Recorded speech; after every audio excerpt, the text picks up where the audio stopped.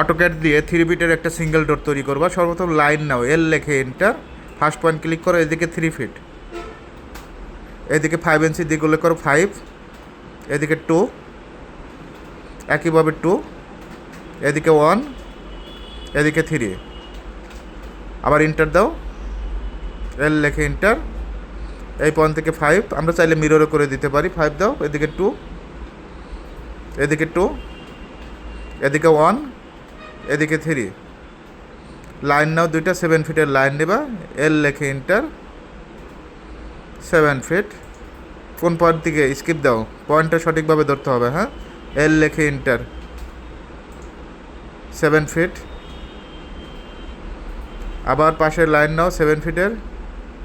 Zoom করো প্রয়োজনে, 7 fit, circle নাও, C লেখে ইন্টার, পয়েন্ট টু পয়েন্ট ধরে ক্লিক করো, তারপর টিম করে দাও, টি আর লেখে ডাবল ইন্টার, সুন্দরভাবে টিম করো, এটাও টিম করো,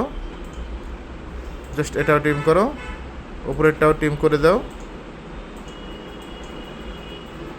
জাস্ট ক্লিক করলেই হবে, এটা ক্লিক করো।